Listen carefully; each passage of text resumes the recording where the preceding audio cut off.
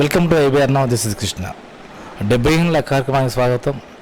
ఈ 73 సంవత్సరాల కాల గమనంలో దేశంలో పల్లెలు ఏ విధంగా ఉన్నాయో తెలుసుకోవడానికి నేడు జగిత్యాల జిల్లా గొల్లపల్లి మండలం గోవింద్పల్లి గ్రామ సర్పంచి ముస్కు శంకరవ తనయుడు మల్లా రెడ్డి, ఉప సర్పంచి బద్దం అజిత్ రెడ్డి గారితో ఉన్నాం.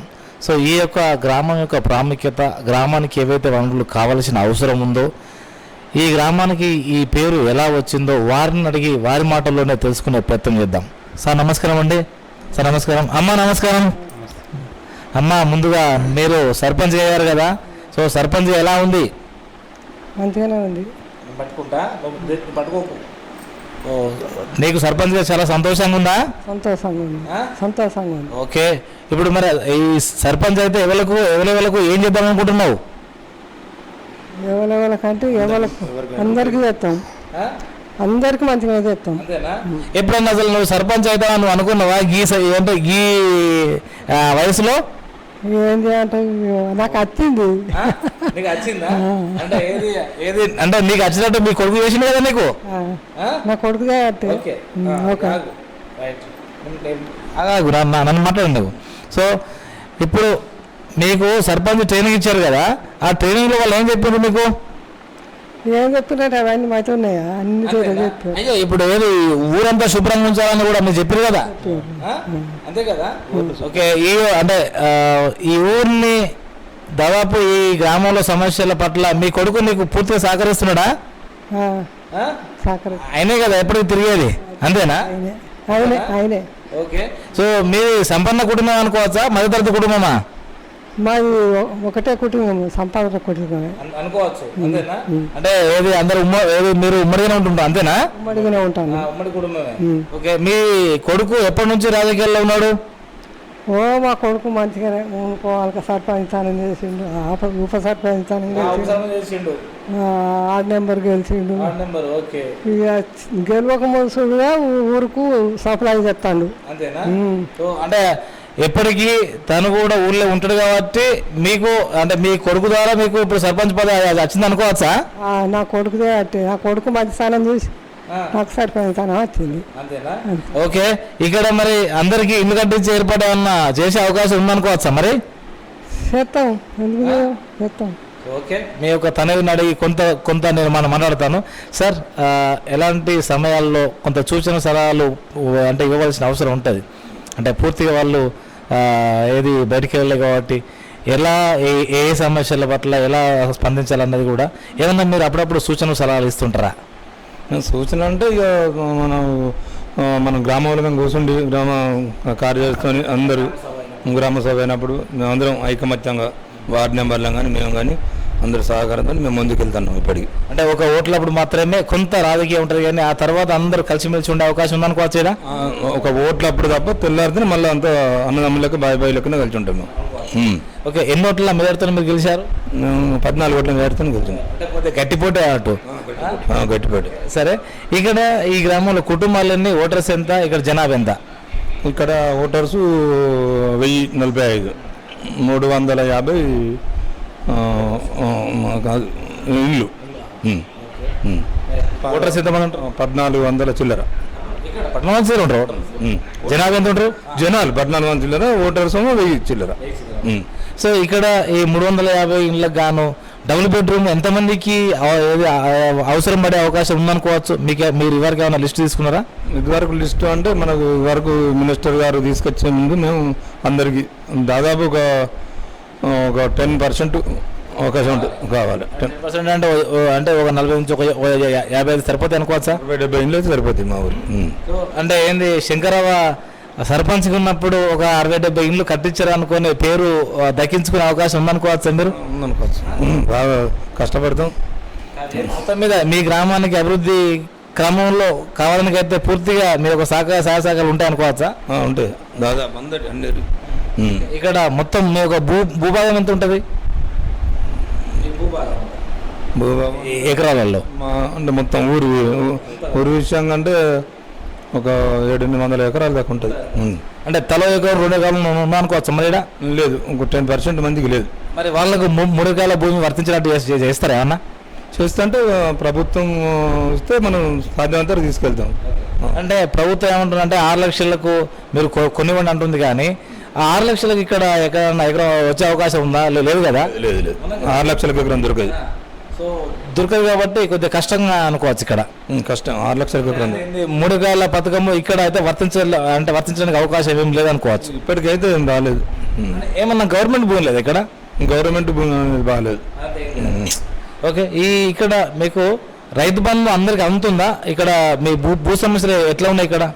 దాదాపు 10%, ఒక 10% మందం ఇప్పుడు రాలేదు, ఇంకా రాలేదు. ఇంకా భూ సమస్యలు కొన్ని ఉన్నాయనుకోవచ్చు. సమస్యలు దాదాపు అయిపోయినట్టే, కానీ డబ్బులు కొంతమందికి వల్లే. అంటే ఏది రైతు బంధు పడలేదా, లేదంటే భూ సమస్యలు కూడా అన్న తమ్మునికి లేకపోతే ఇంకెవరికి ఇంటి పేరు తప్పు రకరకాల ఇవి ఉన్నాయి అనుకోవచ్చు? అవి దాదాపు అయిపోయినాయి, కానీ డబ్బులు వెళ్ళే పడతాయి అని అంటారు, పడతాయి. ఇంకోటి, రాబో కాలంలో కొత్త చట్టం వస్తుంది రెవెన్యూ మీద అని అంటున్నారు కదా, ఆ చట్టంలో ఇలాంటి నిబంధనలు ఉంటే బాగుంటుంది అనుకోవచ్చా? వాస్తవానికి విఆర్ఓ అనే వ్యక్తి అంటే ఆ పోస్ట్ కానీ ఆ వ్యక్తి కానీ అది మేల్ ఆర్ ఫీమేల్ ఏదైనా పర్లేదు, కానీ ఎంఆర్ఓ ఆఫీస్లో వాళ్ళకి పని ఉండదు. కానీ విఆర్ఓ అంటేనే విలేజ్ లెవెల్ అధికారి. కానీ వీళ్ళు ఇక్కడ ఉండకుండా ఎంఆర్ఓ ఆఫీస్లో ఉండడం వల్ల గత సంవత్సరం చెల్లి 10-15 సంవత్సరం చెల్లి ప్రజలు అనేక అవస్థలు పడ్డారు. ఇప్పటికైనా కానీ రాబో కొత్త చట్టంలో ఇలా ఉండాలనుకుంటున్నారు. ఎలా అంటే ప్రతి విఆర్ఓ గ్రామంలో ఉంటూ అటు మీ సేవ పని వచ్చినప్పటికీ అంటే మాన్యువల్ పని కూడా ప్రతి సంవత్సరము సమస్య ఉన్నా లేకున్నా కానీ భూముల మీదకి పోయి అక్కడనే అది పాన్ రాసి ఎవరిది భూమి ఎవరు కబ్జాకున్నారు, దాంతోపాటు ఎవరు ఏ పంట వేశారు, ఎంత వేశారు, ఇంకెంత మిగిలి భూమి ఉంది, లేదా కౌలుకి ఎవరు ఇచ్చారు, అంటే ఎవరు తీసుకున్నారు, ఇలాంటిది కనుక రాసి గ్రామ సభలో పెట్టి అందరికీ చదివి వినిపించి ఎల్లాకు ఇంత ఉన్నది, పలానా మల్లారెడ్డికి ఇంత ఉన్నది, పలానా వాళ్ళకి ఇంత ఉన్నది అని అవన్నీ అయిపోయిన తర్వాత ఒక గ్రామ సభ ముద్ర వేస్తే, అంటే గ్రామ సభ ఆమోదం చెప్తే అప్పుడు ఒక్క సమస్య కూడా ఉండదు అనేది మా అభిప్రాయం. మీరేమంటారు? లేదు, కంపల్సరీ విఆర్ఓ అనేది కంపల్సరీ ఉండవలసిందే. ఒకరోజు సమస్య విడిచిపోదు కదా. ఇలా ప్రతి సంవత్సరం పాన్ రాసి గ్రామ సభ ఆమోదం తీసుకుంటే ఒక్క సమస్య కూడా ఉండదు. ఎవరు కూడా ఏ రైతు కూడా ఒక అధికార ఆఫీసు పోరని కూడా మా అభిప్రాయం. మీరేమంటారు? అట్లా జరగదు, కంపల్సరీ ఉండవలసిందే. నేను చెప్పింది అర్థం కాలే. ఇంకా మళ్ళీ ప్రతి వారు ఏది మొత్తం తిరిగి రాసుకుని వచ్చిన తర్వాత మీ గ్రామ సభ ఆమోదం తీసుకుంటే సమస్యలు ఉండవు అనేది మా అభిప్రాయం. అలా రాస్తే సో మీరు మాతో ఏకీభవిస్తుర్రా? ఇలా అయితే బాగుంటుంది అనుకుంటారా, బాగా ఉండదు అనుకుంటున్నారా? అంటే ఇప్పుడు ఎట్లయితే బాగుంటుంది అంటే నాకు తెలిసినంత వరకు అయితే ఏకాభిప్రాయం మన గ్రామ సమస్యలతోనే అది సరిపోదు అనిపిస్తుంది నా వరకు అయితే. ఇప్పుడు మళ్ళీ చెప్తున్నాను నేను అండి, గ్రామస్థాయి అధికారి గ్రామస్థాయిలో ఉండాలి, వండుకుంటూ పహానీలు పాత పద్ధతిలో రాయాలి.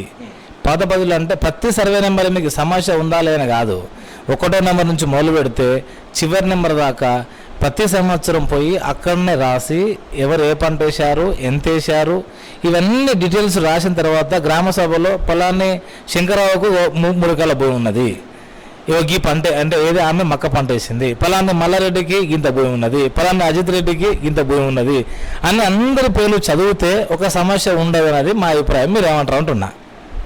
మనకు తెలిసినంత వరకు అయితే ఇట్లా డైలీ సంవత్సరం ఒకసారి రాసుకుంటూ పోతే ఉండదు.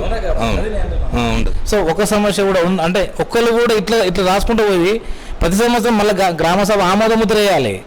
అంటే ఆమోద ముద్ర అయితే అంటే ఆమోదం వేసినప్పుడు మాత్రమే ఆ పాని చెల్లుతుంది. కాబట్టి అలా వేస్తే ఒక్కళ్ళు కూడా కోర్టు పోయే అవకాశం కూడా పోవచ్చు కదా. అట్లయితే ఇంకా బాగుంటుంది, అట్లయితే బాగుంటుంది. ఏది ఇలాంటి నిబంధన కూడా వస్తే చాలా బాగుంటుంది అనుకోవచ్చు కదా. బాగుంటుంది, అట్లయితే బాగానే ఉంటుంది. రైట్. ఇంకొకటి ఏంటంటే గ్రామీణ స్థాయిలో అంటే ఏది మీకు వైద్య అధికారులు ఎప్పటికప్పుడు వచ్చి వ్యాధి నివారణ పడకుండా ఏమైనా ముందస్తు చర్యలు చేపట్టారా ఇక్కడ? చేపట్టు. సో అయినా కానీ కొంతమంది జ్వరం వచ్చినా ఇంకేదో వచ్చినా కానీ ప్రైవేటు దవాఖానలకు పోతున్నారు కదా. ఇంకా ఎంతైనా వచ్చినా కానీ వీళ్ళు పోటీలు పోతూనే ఉంటారు. అటు పోకుండా ప్రభుత్వము ఎంతో బడ్జెట్ కేటాయిస్తుంది, ప్రతి సంవత్సరము డాక్టర్లను పెంచుతుంది, వాళ్ళ వేతనాలు పెంచుతుంది, అయినా కానీ ఇంకా బయటకు పోతున్నారు. సో ఇది దురదృష్టకరమే అనుకోవచ్చు కదా. దురదృష్టకరమే అంతే. వాస్తవానికి ప్రభుత్వ డాక్టర్లు కూడా వీళ్ళకు మళ్ళీ హాస్పిటల్ ఉన్నాయి, ఇక్కడికి వచ్చిన పేషెంట్ను మీరు పలానా దవాఖాన రండి, ఎందుకంటే ఇక్కడ టెస్టులు లేవు, లేదంటే ఇక్కడ ఏది ఫెసిలిటీ బాగలేదు. సో అన్ని ఇట్లా చెప్పడం ఇదైతే ఇది చాలా చాలా బాధాకరం అనుకోవచ్చు కదా. కంపల్సరీ అది, ఎందుకంటే అదే కొంచెం విషయం కాదున్నా టెస్టులు చేయాలని తీసుకుపోతారు. మరి ఇంకోటి వాస్తవానికి వీళ్ళకు ఉద్యోగం ఇచ్చారు, ప్రజలకు సేవ చేయమన్నారు, కానీ వీళ్ళని ప్రైవేట్ హాస్పిటల్ పెట్టుకోమనిలే కదా. అంటే ఇక్కడ ఉద్యోగం ఉంటుంది, మళ్ళీ కూడా ప్రైవేట్ హాస్పిటల్ ఉంటుంది. సో ఇలా అయితే ప్రజల సొమ్ము అధ్వానంగా తీసుకునే అవకాశం ఉందనుకోవచ్చు కదా. బాగా బాగా దోసుకు తింటాను అట్లా. సో అంటే ఏంది, వాళ్ళ మీద కొన్ని ఆంక్షలు పెట్టే అవకాశం ఉంటే బాగుంటుంది అనుకోవచ్చా? ప్రభుత్వం వాళ్ళ మీద చర్యలు తీసుకోవాల్సిన అవసరం ఉందనుకోవచ్చా? గవర్నమెంట్ ఉద్యోగి గవర్నమెంట్ ప్రకారం చేయాలి. మళ్ళీ ఇక్కడ చేసుకుంటూ పోయి మళ్ళీ ప్రైవేట్ దోసుకుంటే అది ప్రజలు తీసుకున్నట్టు, ప్రజలను దోసుకున్నట్టే కదా. దోసుకున్నట్టు అంటే మీ గవర్నమెంట్ ఉద్యోగం తీసుకుంటూ మందులు ఉన్నప్పటికీ వాళ్ళకు సరిగా చూడక ప్రైవేటుకు మళ్ళీ మీరు రెఫర్ చేస్తున్నారు, మీరు అటు ఇవ్వమంటున్నారు అంటే అది వీళ్ళకు పాపం తాగే అవకాశం ఎప్పుడొకసారి, సరే వీళ్ళకి తాగపోవచ్చు కానీ వాళ్ళ కొడుకులకు వాళ్ళ బిడ్డలకు తాగే అవకాశం ఉంటుంది కదా. దాదాపు ఉంటుంది, అందరికి ఉంటుంది అట్లా పాపం తగ్గుతుంది. ఇప్పటికైనా కానీ ప్రభుత్వ వైద్య అధికారులు మారవలసిన అవసరం ఉందనుకోవచ్చు కదా. వాళ్ళు కూడా నిజంగా ప్రభుత్వ హాస్పిటల్కి వచ్చిన వాళ్ళకు మర్యాద ఇచ్చుకుంటూ వాళ్ళ ఒక మర్యాద పెంపొందించుకుంటూ ప్రజలకు సేవ చేయాల్సిన అవసరం ఉందనుకోవచ్చా? ఉంది, అంతే. ఇక్కడ స్కూల్ ఉంటే పిల్లలు ఎంతమంది, టీచర్లు ఎంతమంది? ఇక్కడ స్కూల్ 35 మంది, 37 దానికి ఉన్నారు. పిల్లలు 37 ఉన్నారు, 3 ఉన్నారు. అయినా ఇంకా ప్రైవేట్ బడికి పోతున్నారు కదా. పోతున్నారు. సో గల కారణం అసలు ప్రభుత్వ బడికి అన్నా లేకపోతే గవర్నమెంట్ బడికి అన్నా? గవర్నమెంట్ బడికి వాళ్ళు కానీ వాళ్ళ పిల్లలు ప్రైవేట్ బడికి వాళ్ళు పట్టుకు వీళ్ళు ఎందుకు ఉంటారు కదా. ఇప్పుడు సామాన్యుని ఒక ఉద్దేశం ఏంటంటే వాళ్ళ పిల్లలే ఏది ప్రైవేట్ పోతుంది కాబట్టి మాకు కూడా వాళ్ళు చదువు చెప్తారని మాకు నమ్మకం లేదంటారు కదా. పోతుంది అంతే. మరి రానున్న కాలంలో వీళ్ళ వైఖరి మారన్నా వద్దా? అసలు ఇప్పుడు ఒక బడిబాట కార్యక్రమం పెట్టుకొని ఇంటింటికి వాడవాడకు పోయి మీ పిల్లలను మా బడికి తోలు అనడు, ఇది ఎంత బాధాకరమని చెప్పండి. ముచ్చట వస్తుంది కంపల్సరీ. ఇంకోటి వాస్తవానికి ప్రభుత్వ స్కూల్ కనుక పెంపొందించాలంటే ఇప్పుడు ఏ పిల్లలు అయితే ఇప్పటి నుండి ప్రభుత్వ స్కూల్లో చదువుతారో వారికి మాత్రమే ప్రభుత్వ ఉద్యోగాలు ఇస్తాము, ప్రైవేట్లో చదివిన వాళ్ళకి ఇవ్వమని ఒక చట్టం పట్టుకొస్తే అందరూ కూడా ప్రభుత్వ స్కూల్కి వచ్చే అవకాశం ఉంటుంది కదా. అందరూ కూడా ప్రభుత్వ స్కూల్కి వస్తారు, అప్పుడు బాగుపడుతుంది. అంటే సామాన్యులకు కూడా జనం కూడా వాళ్ళు కూడా బాగుపడే అవకాశం ఉంటుంది కదా. బాగుంటుంది, అట్లయితే బాగుంటుంది. ఇట్లాంటి ఒక చట్టం రావాలని మనం కోరుకోవచ్చా? కోరుకుంటే బాగుంటుంది. రైతు బంధు అనేది 5 కానీ 10 ఎకరాలకు ఉంటే బాగుంటుందా, 5, 10, 15 ఎకరాలకు ఉంటే బాగుంటుందా, 100 ఎకరాలకు ఉన్నా కానీ బాగుంటుంది అనుకోవచ్చా? దాదాపు 10 ఎకరాలు, 5 ఎకరాలు, 6 ఎకరాల భూమి వాళ్ళకి రైతు బంధు వర్తించాలి. అంతకన్నా ఎక్కువైతే అతను ఆసామి కాదు. ఇప్పుడు 5 ఎకరాల వాళ్ళకు 25,000 వస్తున్నాయి, 100 ఎకరాల వాళ్ళకు 5 లక్షలు వస్తున్నాయి. అతను వ్యవసాయం చేయడు, పైగా ఇంకొక ఎకరం కొనే అవకాశం ఉంటుంది. అతను ఆసామి కాదు, ఏం కాదు, అయినా కానీ డబ్బులు అయితే వస్తున్నాయి.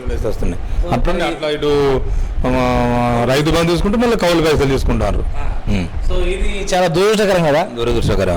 అంటే ఇంకోటి వాస్తవానికి అయితేను 5 ఎకరాలకు 10 ఎకరాలకు ఇవ్వాలి, లేదంటే ఎంతైతే సాగు చేస్తున్నారో ఎవరు సాగు చేస్తున్నారో ఏది అంతవరకు ఇచ్చినా బాగుంటుంది కదా. ఎవరైతే ఎంత సాగు చేస్తారో వాళ్ళకి సాగు చేసిన వరకే ఇవ్వాలి. కౌలు చేసిన వాళ్ళు కౌలుకి వాళ్ళకి ఇస్తే ఇంకా బాగుంటుంది. సో వాళ్ళు కౌలు చేయకుండా కానీ అటు రైతు బంధు వస్తుంది, ఇటు మళ్ళీ ఏది గవర్నమెంట్ తరపున క్రాప్ లోన్ వస్తుంది, అటు తర్వాత ఏది మళ్ళీ వాళ్ళు కౌలు కూడా ఇచ్చే అవకాశం ఉంటుంది. రెండు తీసుకుంటారు వాళ్ళు. అంటే ఇన్ని తీరులా తీసుకున్నప్పటికీ సో అంటే వాస్తవానికి కొంతమంది వ్యవసాయం చేయక వెనకపోతున్నారు.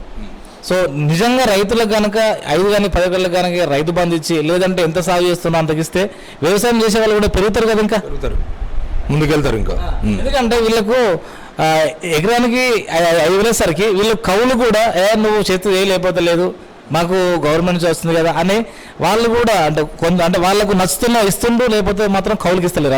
అట్లా కూడా ఉంటాయి కదా సార్. బాగుంటుంది, అట్లా బాగా మంది ఉంటారు. సో ఏదేమైనా కానీ అంటే ఇక్కడ మీ యొక్క గ్రామంలో ఎన్ని వేల చెట్లు పెట్టాలి? ఇక్కడ 20,000 చెట్లు పెట్టాలి.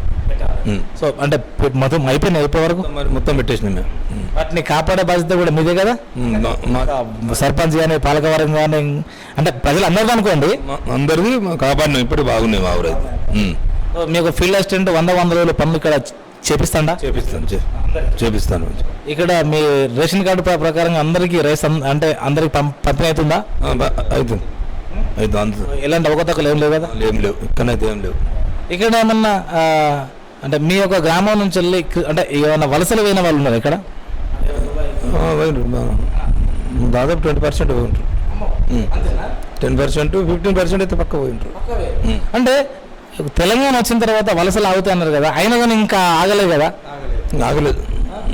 ఇక్కడ వాళ్ళకు ఇప్పటికైనా కానీ ప్రభుత్వము వాళ్ళకు సెల్ఫ్ ఎంప్లాయ్మెంట్ కింద అంటే వృత్తి ప్రకారంగా ఎవరు ఏ పని చేస్తారో అలాంటి స్కీమ్స్ పెట్టి అక్కడి నుంచి వాళ్ళను తీసుకొచ్చి, ఎందుకంటే వీళ్ళు పిల్లలకు ఆ తల్లిదండ్రులకి భార్యకు అంటే వీళ్ళందరికీ దూరం అయిపోయారు కాబట్టి వాళ్ళని ఇక్కడ తీసుకొస్తే కుటుంబ రీతి ఇక్కడ వాళ్ళు ఇక్కడనే పని చేసుకొని బాగుపడే అవకాశం ఉంటుంది కదా? ఉంటుంది, ప్రభుత్వం తలుచుకుంటే ఆలోచిస్తే ఉంటుంది. సో అంటే వాళ్ళకి తగిన స్కీమ్స్ పెడితే బాగుంటుంది అనుకోవచ్చు. తగిన స్కీమ్ పెడితే వాళ్ళ పోషణ వాళ్ళకి ఇస్తే బాగుంటుంది అంతే. మీ గ్రామం నుంచి వెళ్ళి క్రితంలో ఏమన్నా విప్లవ పార్టీలో పనిచేసి ఎన్కౌంటర్ అయిన వాళ్ళు కానీ లేకపోతే లొంగిపోయిన వాళ్ళు ఏమైనా ఉన్నారా? లొంగిపోయిన వాళ్ళు ఉన్నారు. లొంగిపోయిన వాళ్ళు మరణించిన వాళ్ళు అయితే వెళ్ళారు. లొంగిపోయిన వాళ్ళకి ఏమన్నా ప్రభుత్వ పారదర్శకం వచ్చింది అప్పట్లో? ఏమన్నా ఏం రాలేదు, రూపాయి రాలేదు. సో ఇక్కడి నుంచి ఏమన్నా జిల్లా స్థాయి అధికారులు ఉన్నారా? జిల్లా స్థాయి అధికారులు లేరు. సో జిల్లా స్థాయి నాయకులు ఉన్నారా? జిల్లా స్థాయి నాయకులు లేరు. సో అంటే ఈ యొక్క గ్రామం యొక్క ప్రాముఖ్యత అంటే ఇంకా ఏమి ఇక్కడ ఎక్కువ శాతం ఇది దాని గోవిందపల్లి అని ఎట్లా అంటే దీనికి ఏమైనా ప్రత్యేకమైన ఒక విభాగం ఉందనుకోవచ్చు, ఏదన్నా ఒక పేరు అంటే అది ఒక మా తాతల తండ్రుల అప్పుడు ఒక గోవింద అంటే ఆయన ఇక్కడ గోవిందపల్లికి వచ్చిండట. వాళ్ళ కులం అంటే ఇది బోయళ్ళు. గోవిందని వచ్చి ఇక్కడనే ఉన్నాక కొత్త ఇటు సెట్లు ఒకటి అయినాక అందరూ మాదిస్తాం మాది అప్సిపోరు బద్దములు జాలు వేరు అందరు వచ్చి ఇక్కడ ఒకటి ఊరు తయారైంది. అంటే ఒక్కొక్కరు క్రమక్రమంగా సో ఎక్కడైతే బతుకుదేరు ఉంటుందో, సో ఎక్కడైతే రవాణా సౌకర్యం ఉంటుందో అంటే బాటకు అనే దాదాపు అంటే రోడ్డుకు పెద్ద రోడ్డుకు దగ్గర ఉన్నాయి కాబట్టి ఇక్కడనే ఎక్కువ ఉన్నాయి అనుకోవచ్చా? ఇక్కడ బాగున్నది కాబట్టి అంటే ఇక్కడ వ్యవసాయానికి అంటే అనుకూలంగా భూమి ఉండే అవకాశం ఉంటుంది కదా? వ్యవసాయానికి అనుకూలంగా ఉంటుంది. ఇక్కడ 2 దప్పలు పంట పడుతుంది ఏదన్నా? మాకు కెనాల్ వాటర్ రావు, అంటే వాటర్ వస్తుంది కానీ మా దాకా రావు. మాకు గొల్లపల్లి వరకు అయిపోతే మాకు. ఒకవేళ మీ గ్రామం అంటే ఎక్కడి నుంచి రావాలి అసలు నీళ్ళు? మాకు ఇది శ్రీరామ్ సాగర్ ప్రాజెక్టు. సో అంటే ఇప్పుడు గొల్లపల్లి వరకు వచ్చి ఏది మళ్ళీ ఇక్కడ అంటే రాకపోవడం ఏంటి అంటే మీకు ఆల్రెడీ నీటి విడుదల తక్కువ శాతం ఇచ్చుడు కాబట్టి మీదికి సరిపోతాయి. మాకు కొంచెం ఎక్కువ ఇస్తే మాకు వస్తాయి ఇక్కడికి. అంటే ఇప్పుడు మీ యొక్క గౌరవ శాసనసభ్యులతో కానీ ఎంపీ గారితో కానీ ఏదైనా కానీ ఒక సాధ్యమయ్యేటట్టుగా మీ గ్రామ చెరువు కూడా నింపుకున్నట్టు ఉంటే, లేదంటే మీకు పాత కెనాళ్ళు ఉంటే ఆ పాత కెనాల ద్వారా వస్తే ఇక్కడ ఈ యొక్క గ్రామ ప్రజలకు 2 దప్పల పంట వండే అవకాశం ఉంటుంది కదా? చెప్పినాం, మా ఈశ్వర్ గారికి చెప్పినాం. అది ఎల్లంపల్లి ఎత్తిపోతే పథకం తెప్పిస్తానన్నాడు. సర్వే చేసినారు, త్వరలో వస్తుంది అనుకుంటా. సో ఎందుకంటే వలసలు ఆగే అవకాశం ఉంటుంది 2 దప్పల పంట అంటే. సో ఏది ఇక్కడ ఉపాధి ఉంటుంది కదా సార్? ఉంటుంది, పంటలు పండితే డోరు బయటకు వెళ్ళాలి. ఓకే, ఒకసారి ఉప సర్పంచ్తో మాట్లాడే ప్రయత్నం చేద్దాం. సార్ ఇప్పుడు ఇందాక సర్పంచ్ గారు తనయుడు చెప్పినట్టుగా ఇంకా ఏమన్నా సమస్యలు ఉన్నాయనుకోవచ్చా ఈ గ్రామంలో? ఇంత మటుకు సమస్యలు లేవు. సో అంటే ఏంది ఇప్పుడు సర్పంచ్ గారు చెప్పినట్టుగా ఏవైతే అవసరమో ఇక్కడ ఏది వాటి ప్రకారమే కొంత ఏది చట్టాలు కూడా మనం తీసుకొచ్చుకుంటే బాగుంటుంది అనుకోవచ్చా? కొత్త చట్టాలు తీసుకొచ్చుకుంటే బాగుంటుంది. ఇక్కడ సీసీ రోడ్ కానీ డ్రైనేజ్ కానీ ఎంత మేరకు అయింది, ఇంకెంత మేరకు కావాల్సింది ఉంది సార్? ఏమన్నా మీకు ఐడియా ఉందా? ఐడియా ఉంది. 60% అయింది, 40% కావాలి ఇంకా. సీసీ రోడ్డు, డ్రైనేజీలు. ఇక్కడ ఇంకుడు గుంతలు కానీ ఆ తర్వాత మరుగుదొడ్లు కానీ వీటి పరిస్థితి ఎలా ఉంది? ఇంకుడు గుంతలు 20% ఉన్నాయి, 80% అయినాయి. మరుగుదొడ్లు మాత్రం 90% అయినాయి, 1-2 మిగిలిపోయి ఉన్నాయి. ఏదైనా శ్మశాన వాటిక డంపింగ్ యార్డ్ ఉందా? డంపింగ్ యార్డ్ ఉంది, శ్మశాన వాటిక ఉన్నది, 2 అయితే ఉన్నాయి. అంటే ఇంకేమన్నా ప్రభుత్వ భూమి పరంపువ్వు లాంటిది ఇక్కడ ఉందా? పరంపువ్వు లాంటిది ఉండదు, కానీ రెవెన్యూ వాళ్ళు వచ్చి చూపిస్తే దాన్ని అంటే ఆల్రెడీ ఇప్పుడు ఏమన్నా దాన్ని సాగు చేసుకుంటుందా లేదంటే ఖాళీ ఉన్నదా? ఖాళీగా ఉన్నది ఐడియా లేదు. సో ఇక్కడ ఏమన్నా గొల్ల కుర్మ వాళ్ళు ఉండే అవకాశం ఉందా? కొద్దిగా ఉన్నారు, బాగున్నారు. సో వాళ్ళకు ఒక 5-10 ఎకరాలు కేటాయిస్తే బాగుంటుంది, ఎందుకంటే ప్రతి రైతు నుంచి వాళ్ళు తిట్లబడే అవకాశం ఉంటుంది. సో అక్కడనే హరీష్ రావు కాన్స్టిట్యున్సీలో ఏ విధంగా అయితే గొర్రెలకు హాస్టల్ కట్టిస్తున్నాడో, సో అట్లా కట్టిస్తే అసలు ఊళ్ళకు కూడా వచ్చే అవకాశం ఉండదు. అక్కడనే ఉంటాయి, అక్కడనే మేపుకొని ఉంటూ దాదాపు అందులో తాడి చెట్లు కానీ ఈత చెట్లు కానీ పెడితే 2 కుల వృత్తులు కూడా బతికే అవకాశం ఉంటుంది కదా, అలా మీరు ఏమైనా ఏర్పాటు చేస్తారా? అంటే ఇంతకు ముందు 5 ఎకరాలు చేసినారు కదా, 5 ఎకరాలు చేసినారు.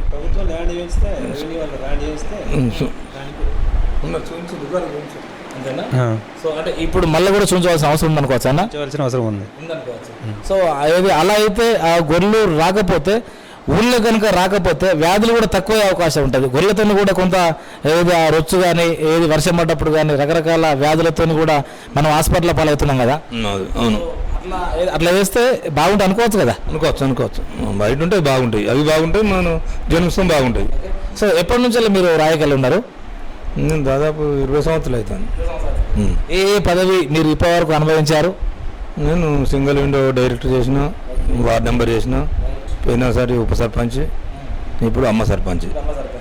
సో ఈ యొక్క అనుభవం అంతా ఇప్పుడు ఏది పూర్తిగా అంటే మీకు చాలా దూర అనుభవం ఉందనుకోవచ్చు. ఎందుకంటే అటు వార్డు నెంబరు, వార్డు సభ్యు అంటే వార్డు సమస్యలు కాకుండా అటు సింగిల్ విండో డైరెక్ట్ చేసి అంటున్నారు, తర్వాత ఇటు ఉప సర్పంచ్ చేసి అంటున్నారు. ఈ అనుభవం అంతా ఇప్పుడు మీ 4.5 సంవత్సరాల కాలంలో పూర్తిగా మీరు ఉపయోగించుకొని ఈ గ్రామాన్ని ఉత్తమ గ్రామ పంచాయతీగా తీర్చిదిద్దే అవకాశం ఉందనుకోవచ్చా?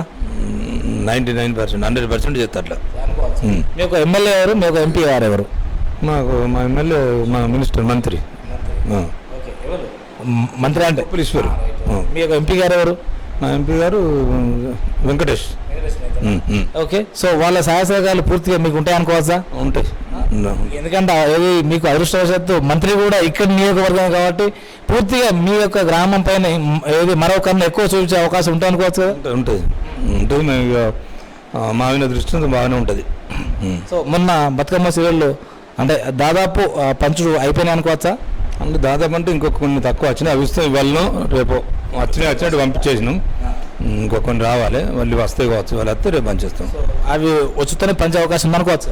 పంచే అవకాశం 5% రాలే కాబట్టి మండలికి మొత్తానికి రాలే, మండల్ మిగతా విలేజ్లల్లో ఆ 5% మాత్రం పంచలేదు. ఈ యొక్క 5% ఇప్పుడు వస్తాయి అంటే సరే అవి వచ్చినా ఏది వెనుక ముందు కానీ పంచే అవకాశం ఉంటుంది కదా? పంచే అవకాశం ఉంటుంది. సో ప్రభుత్వ స్కీమ్స్ ఏదో కళ్యాణ లక్ష్యం కానీ లేదంటే అటు ఏది అంటే సీఎం రిలీఫ్ ఫండ్ కావచ్చు, ఎలా ఇక్కడ అమలు అవుతున్నాయి, పర్వాలేదు అనుకోవచ్చా? బాగా తొందరగా అయిపోతుండే. ఓకే, కేసీఆర్ కిట్ బాగానే ఇక్కడ వర్కౌట్ అవుతుంది అనుకోవచ్చా? వర్కౌట్ అవుతుంది. సో మీ యొక్క గ్రామ ప్రజలకు మీరు ఇచ్చే సందేశం, మీ గ్రామ ప్రజలను ఎలా కోరుకుంటుండ్రు, వాళ్ళు ఎలా ఉండాలి? వాళ్ళు ఇస్తే మా లెక్క మంచిగా ఉండాలని, వాళ్ళకి మంచి సేవలు అందిస్తాను మనకు బాగుండదు అనుకోవచ్చు. అంటే ఎప్పటికీ మీరు ప్రజలు ఉంటారు కాబట్టి ప్రజలు మీకు సహకరిస్తే మీరు కూడా పూర్తిగా వాళ్ళ సమస్యలకు పరిష్కరించే అవకాశం ఉందనుకోవచ్చు కదా? ఉన్నది. రైట్. సో సార్ మీరేమైనా చెప్పదలుచుకున్నారా? నన్ను ఉప సర్పంచ్గా గెలిపించుకున్నందుకు గ్రామాన్ని అభివృద్ధిగా చేసుకుంటాను గ్రామ ప్రజలకు. సో రానున్న కాలంలో పూర్తిగా అందుబాటులో ఉండే అవకాశం ఉంటుంది. ఏమమ్మా మీకు గ్రామ ప్రజలకు ఏమైనా చెప్పదలుచుకున్నావా? నేనేం చెప్పాలి ఇక? నన్ను గెలిపించుకున్నందుకు ఊరు డెవలప్ చేసుకుంటే 5 ఏళ్ళ డెవలప్ చేసి ఇస్తాం. ఊరు మాత్రం సంరక్షణ చేసుడే మేము. పూర్తిగా కాపాడే ఏది మన అవకాశం ఏది నీదే కదా బాధ్యత? మాదే. ప్రతిరోజు ఎవరన్నా ఒకళ్ళు ఏమైందమ్మా సర్పంచ్ అమ్మ నాకు ఈ సమస్య ఉన్నది, నాకు పింఛనత్తలేదని ఎవరన్నా ఇప్పుడు వస్తుందా? అత్తాండ్రు, వచ్చిన వాళ్ళకు కూడా చెప్తున్నాము, చేస్తున్నాం. సో ఎప్పటికి కూడా వాళ్ళకు సేవ చేసే అవకాశం అయితే ఉందనుకోవచ్చు కదా? చేసుడే సేవ చేస్తాం. సో ఇది కొంత దగ్గర సో సార్ కొంత అమ్మ పడాలి. రైట్. సో ఇదండి సర్పంచ్ తనయుడు ఉప సర్పంచ్ గారు ఇచ్చిన సందేశం. మా గ్రామ ప్రజలు మమ్మల్ని గెలిపించినందుకు మాకు బాధ్యతాయుతంగా అందరికీ అందుబాటులో ఉంటూ ప్రజా సమస్యలు పరిష్కరించే దిశగా ప్రయాణం చేస్తామంటున్నారు. అదేవిధంగా ఏ పని చేయాలన్నా కానీ బడ్జెట్తో కూడుకున్నది కాబట్టి తగిన బడ్జెట్ సర్పంచ్ గారు, సర్పంచ్ తనయుడు, ఉప సర్పంచ్ గారు చెప్పినట్లుగా ఈ గ్రామానికి అధిక బడ్జెట్ అవసరం ఉంటుంది. కాబట్టి వారి కోరిక మేరకు అటు అధికారులు కానీ ప్రజాప్రతినిధులు కానీ ఈ గ్రామానికి ఎంతైతే బడ్జెట్ అవసరమో అంత బడ్జెట్ విడతల వారిగా కేటాయించి రానున్న 4.5 సంవత్సరాల కాలంలో గ్రామ సర్పంచి మరియు పాలక వర్గం ద్వారా ఈ గ్రామాన్ని పూర్తిగా అభివృద్ధి చేయాల్సిన అవసరం ఉందని IBR NOW బలంగా నమ్ముతుంది. దాంతోపాటు ఈ యొక్క అంటే ఈ గ్రామంలో కానీ ప్రజల అవసర రీత్యా చట్టాలు రావాల్సిన అవసరం ఉన్నది. తగిన అంటే ఏది అటు విద్యా వ్యవస్థ కావచ్చు, వైద్యం కావచ్చు, వాళ్ళలో వైఖరి మారాలి. వాటిపైన కూడా చట్టాలు వస్తే మాత్రం తప్పకుండా ప్రజలకు మేలు జరిగే అవకాశం ఉంటుంది. కాబట్టి అలాంటి చట్టాలు కోరుకునే అవకాశం ఉంది. మరియు అటు రెవెన్యూ ప్రకారంగా మాత్రము ఇందాక మనం ఏదైతే అనుకున్నామో అలాంటి చట్టం వస్తే ఒక సమస్య కూడా ఉండదు, కోర్టుకు కూడా ఒక పోరు, నిజంగా రైతులకు గౌరవించిన అవకాశం ఉంటుంది. కాబట్టి అటు రైతు బంధు కూడా 5-10 ఎకరాల లోపు కుదిస్తే బాగుంటుంది, లేకపోతే సాగు ఎంత ఉంటే అంత ఇచ్చినా బాగుంటుంది అంటున్నారు. అలా అధికారులు కానీ ప్రజాప్రతినిధులు కానీ ఆలోచింప చేస్తారని ఆశిద్దాం. అదేవిధంగా ఈ 73 సంవత్సరాల కాలంలో మొన్న ఇండిపెండెంట్ డే ఏది మన ఆగస్టు 15 రోజు 73వ ఇండిపెండెంట్ డే కూడా ఎగరవేశారు.